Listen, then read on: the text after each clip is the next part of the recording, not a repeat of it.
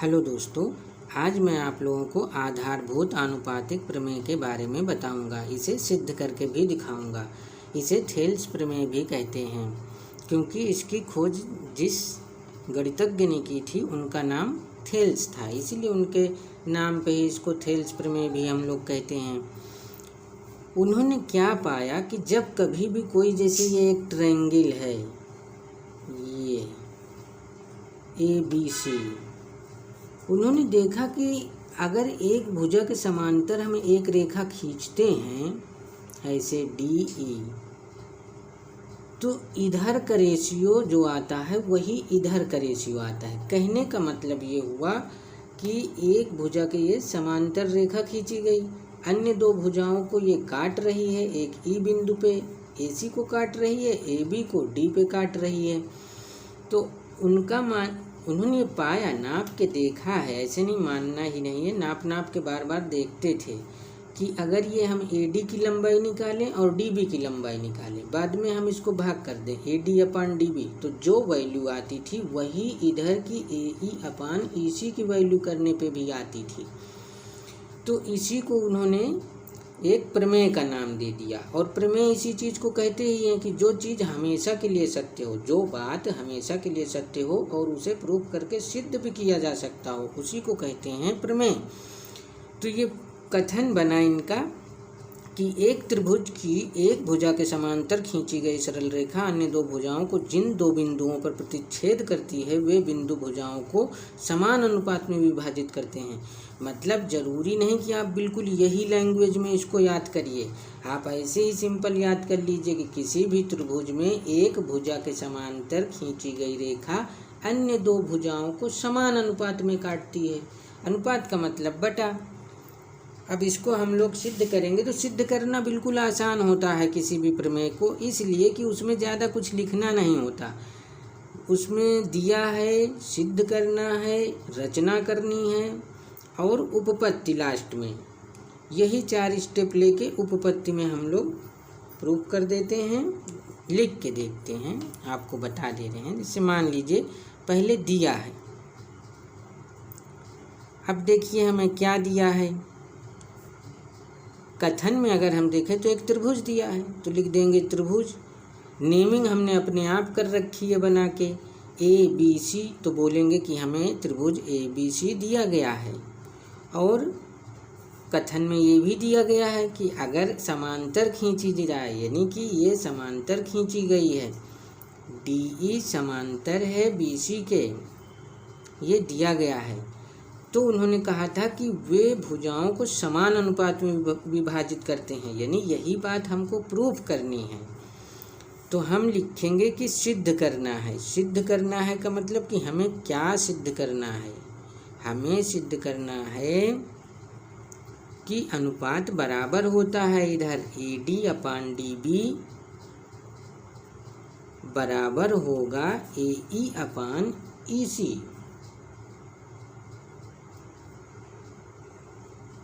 ये AD/DB equal AE/EC, यही proof करना है। तो इसको प्रूफ करने के लिए हमें कुछ रचना की मदद लेनी पड़ती है। रचना का मतलब कि हम लोग कुछ अपनी तरफ से उसमें बनाएं, कुछ भुजाओं को मिला दें, कुछ ड्रा कर दें, उसी को रचना कहते हैं। तो इसमें हम लोग क्या करेंगे कि BE और CD को मिला देंगे। तो हम लिखेंगे BE/CD मिलाया, इसको हम लोगों ने मिला दिया। और दो रचना करेंगे, DF परपेंडिकुलर AC खींच देंगे, यानी D बिंदु से इस भुजा पर लंब डाला गया है, ये 90 डिग्री का है। और उसी तरह इस AB पे इधर E बिंदु से परपेंडिकुलर ड्रा कर देंगे ये। तो लिख देंगे DF, ये परपेंडिकुलर का साइन हो गया, ऐसे उल्टा T बना दीजिए, परपेंडिकुलर मतलब 90 डिग्री का कोण यहाँ पे आके बनाएगा। DF परपेंडिकुलर AC, हम AC को AE कहें, AF कहें, EF कहें, कुछ भी कह सकते हैं परपेंडिकुलर के लिए, और चीज़ों के लिए नहीं। क्योंकि अगर ये DF जो है AC पे परपेंडिकुलर रहेगा तो हम कह सकते हैं कि ये DF AE पे भी तो परपेंडिकुलर है, सिर्फ इतने पे। और चाहे पूरे पे कह दें, चाहे इतने पे कह दें, चाहे इतने पे कह दें, सब कुछ कहा जा सकता है इसमें। और EG परपेंडिकुलर खींचा हम लोगों ने AB पे। रचना हो गई। अब हम लोग करेंगे उपपत्ति। उपपत्ति में हमें क्या करना है? प्रूफ। अब देखिए बच्चों, कुछ पुरानी चीज़ें होती हैं, जैसे हम आपको बताए दे रहे हैं, इधर देख लीजिए। यदि दो समांतर रेखाओं के बीच में समान आधार लेकर हम दो त्रिभुजों का निर्माण करें, जैसे ये और ये, मान लीजिए ये हमारा AB है और ये C है। ये ABC एक ट्रायंगल हो गया, आपको दिख रहा होगा, समान समांतर रेखा के बीच स्थित है। इधर कहीं नहीं रुक गया कि बस ऐसे आया हो, ऐसे हो गया हो, या बड़ा सा इधर बाहर आ गया हो, ऐसा तो हुआ नहीं, दोनों के बीच में। उसी तरह एक दूसरा ट्रायंगल भी इसी AB को ही आधार मान के बनाएंगे। मान लीजिए हमने इधर बना दिया ऐसे, इसकी नेमिंग कर दी ABD। तो ये आपको पता होना चाहिए, और जिनको पता है अच्छी बात है, जिनको नहीं पता वो आज देख लें कि अगर समान आधार पे दो त्रिभुज बने रहते हैं समान समांतर रेखा के बीच में, तो इनका क्षेत्रफल बराबर होता है। मतलब ये जो ABC त्रिभुज है और ये ABD त्रिभुज है, इन दोनों का एरिया इक्वल होता है, ये याद कर लीजिए। और एक चीज़ बता दे रहे हैं, जैसे मान लीजिए कि ये एक अधिक कोण त्रिभुज है, ऑब्ट्यूस ट्रायंगल। ये जो है ऑब्ट्यूस ट्रायंगल है ABC। तो इसमें यदि हम कहें कि A बिंदु से BC पे परपेंडिकुलर ड्रा करिए, तो BC पे तो ड्रा हो ही नहीं पाएगा, ये अधिक कोण है, 90 से ज़्यादा है। हम जैसे जैसे इधर को जाएंगे वो और बड़ा होता चला जाएगा। तो इसका मतलब है, इसमें कल्पना करिए कि ये चीज़ ऐसे ऐसे बढ़ाई जाए। अगर ये BC रेखा को बढ़ा दे तो ऐसे तो परपेंडिकुलर खींच जाएगा AD। तो इसमें ये जान लीजिए कि हम लोग बिल्कुल कहते हैं और कह सकते हैं और होता भी है, आपको तनिक भी संकोच करने की ज़रूरत नहीं है। हम कह सकते हैं कि A से BC पर खींचा गया लंब AD ही है, ये चीज़ जान लीजिए। जैसे कभी अगर मान लीजिए एरिया निकालने के लिए बोला जाए कि ABC का एरिया निकालिए, तो हम लोग यही लिखेंगे कि हाफ, और बेस माना जाएगा किसको? BC को, और हाइट किसको मानी जाएगी? यही AD को।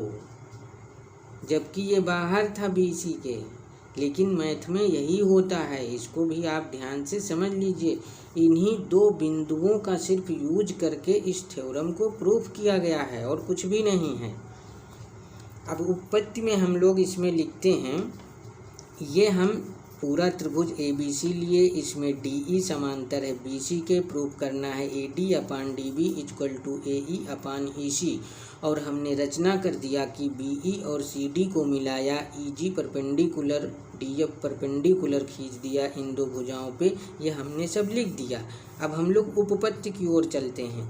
हम लिखेंगे कि ये जो DE समान बेस है, ये बेस इक्वल है, और ये पूरा जो ट्रायंगल है इसे इधर का, और यही DE बेस लेके जो ट्रायंगल बनेगा इधर को, इन दोनों का एरिया इक्वल है, क्योंकि ये समांतर हैं दोनों और बेस हमारा DE ही सेम है।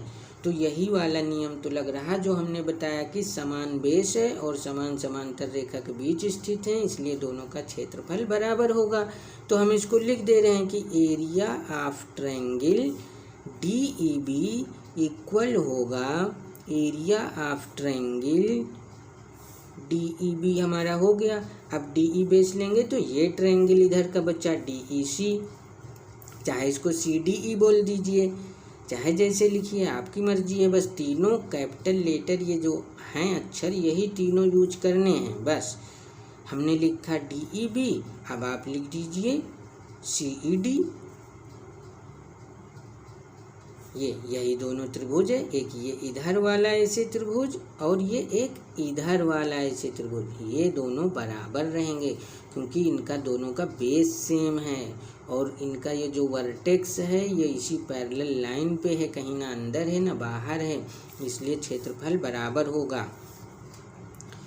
ये हमारा पहला हो गया। हम चाहें तो उस कथन को लिख सकते हैं कि हमने ये लिखा क्यों।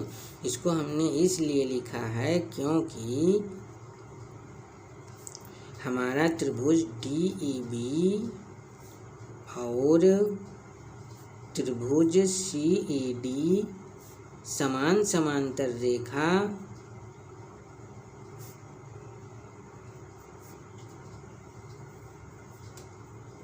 के बीच स्थित है।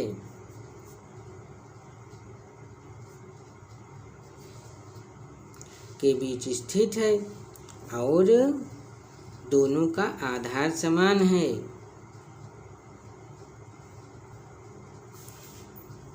वही जो हमको नियम बताया गया, अभी जो बताएं वही चीज़ लिख देना है सिर्फ शब्दों में कि दोनों का आधार समान है।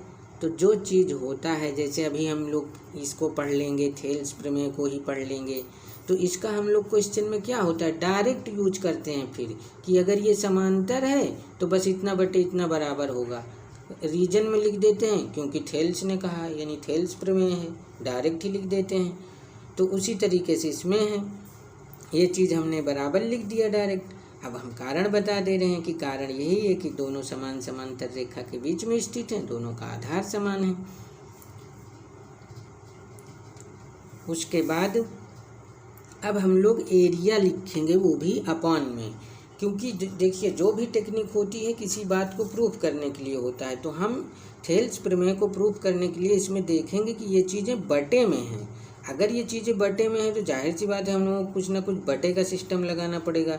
तो इसको हम एरिया का जो है फार्मूला लिख के देखिए, आपको दिखाते हैं कैसे। जैसे मान लीजिए हमने लिखा एरिया ऑफ ट्रायंगल ADE, कितना होगा, एरिया का फार्मूला सबको पता होगा, हाफ बेस इनटू हाइट। तो हमको इधर का लेना है। अपने क्वेश्चन में देखेंगे AD है और DB है, यानी ये आधार है, ये आधार, इनको अगर हम मान के लेंगे तो हमारा इस तरह का अपॉन आ जाएगा। तो जब हम ADE ट्रायंगल ले रहे हैं तो AD को ही आधार मानेंगे।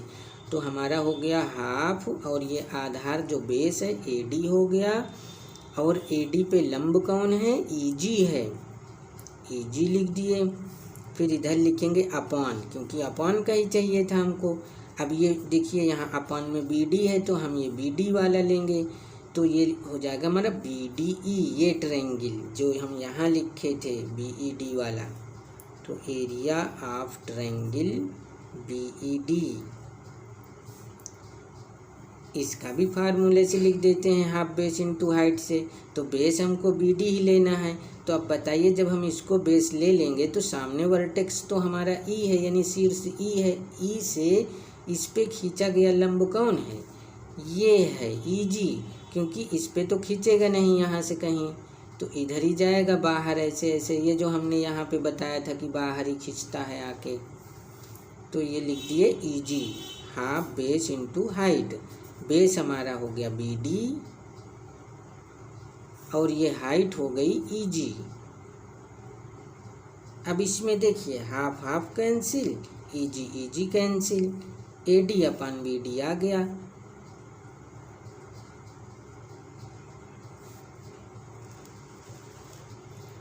पुनः अब लिखेंगे, हम फिर से ले रहे हैं क्योंकि इधर का भी चाहिए हमें, AE और EC भी अपान में चाहिए। तो ये AE है, ये EC है, तो अब ये ट्रायंगल लेंगे और ये ट्रायंगल लेंगे ताकि ये दोनों आधार हमारे आ जाएं। देखिए कैसे, area of triangle ADE upon area of triangle DEC, area of triangle DEC is equal to, इसका भी हम लिख दे रहे हैं ADE का हाफ बेस इनटू हाइट। इस बार हमें AD को मानना है, AE को, ये क्योंकि AE हमारा बेस आएगा। इस बार AD का तो हम लिख चुके, AD अपान DB वाला आ गया। अब हमें AE अपान EC वाला चाहिए, तो ये AE देखिए इधर है, EC इधर है, तो हम ए ई को आधार अगर बनाएंगे तो हाफ बेस इंटू हाइट क्या बनेगा, आधार बन जाएगा ए ई। तो ए ई पे कौन है लंब, यानी इस त्रिभुज में ये अगर आधार है तो सामने शीर्ष से ही तो परपेंडिकुलर आएगा, ये हो गया डी एफ। और ये डी ई सी है, हम अगर इसको आधार मान ले रहे हैं ई सी को, तो सामने शीर्ष से परपेंडिकुलर जो इस पे आएगा ये पूरी लाइन है ऐसे, तो यहाँ से यही वाली तो खींची है, ये हमारा लंब हो जाएगा, ये हमारा बेस हो जाएगा। यानी हाफ बेस हमारा हो गया सी ई इंटू ये सी ई हो गया, और हाइट कौन हो गया, डी एफ हो गया। अब ये देखिए D F cancel, half half cancel, तो बचा कौन, ए ई अपान ई सी। इसको लिख दिए ए ई अपान ई सी। अब इसमें देखिए, चाहे सी ई बोलिए चाहे ई सी बोलिए, इस रेखा वही रहेगी, चाहे सी ई कह दीजिए चाहे ई सी कह दीजिए, तो इसमें कन्फ्यूजन होने की कोई ज़रूरत नहीं है। अब देखिए हम लोग क्या करेंगे, ये जो हमारा आया है डी ई सी, ये डी ई सी, इसको हमने अभी बताया ना यहाँ पे, ये डी ई सी किसके बराबर है, बी ई डी के, दोनों तो बराबर हैं, ये और ये बराबर हैं, तो हम इसके नाम को हटा के ये वाला नाम लिख सकते हैं क्योंकि बराबर है। तो इसको हम या करके लिख देंगे, या इसी बात को हम लिख सकते हैं कि area of triangle A D E upon area of triangle, देखो डी ई सी है, डी ई सी ट्रायंगल की जगह पे क्या हम ये बी ई डी ट्रायंगल नहीं लिख सकते, लिख सकते हैं क्योंकि दोनों इक्वल है इसलिए, और ये तो इक्वल है ही है ए ई अपान ई सी के। ये मान लीजिए हमारा दूसरा आ गया, इसको दूसरा कर दे रहे हैं, इसको तीसरा कर दे रहे हैं।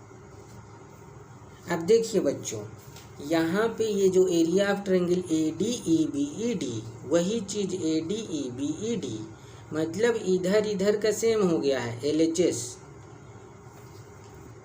तो आपने बचपन में ही ये सब चीज़ें पढ़ी होंगी कि अगर एल एच एस इक्वल है तो आर एच एस अपने आप बराबर हो जाता है। मतलब अगर ऐसे हिंदी में समझें कि ये राम हैं ये श्याम हैं, राम भी 7 फुट के हैं श्याम भी 7 फुट के हैं, तो क्या ये 7 और 7 आपस में बराबर नहीं होंगे, वो भी तो बराबर हो जाएंगे। इसलिए हम लिख सकते हैं, कह देंगे कि समीकरण 2 और 3 की तुलना करने पर, ऑन कंपैरिजन, समीकरण 2, 3 की तुलना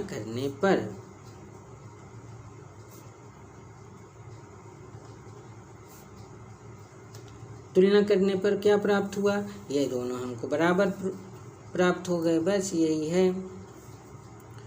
लिख देंगे A D upon D B D, B D कहिए चाहे डी बी कहिए, दोनों सेम बात है, ए ई अपान ई सी।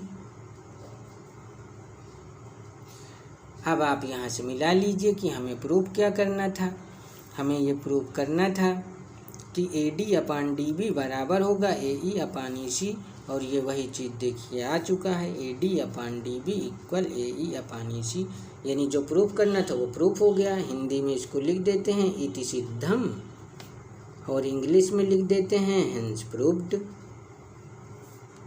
जो मन में आए वो लिख दीजिएगा। इंग्लिश मीडियम वाले बच्चे हेंस प्रूव्ड लिखेंगे, हिंदी मीडियम वाले इति सिद्धम लिखेंगे। ठीक है दोस्तों, अब अगले वीडियो में मिलते हैं।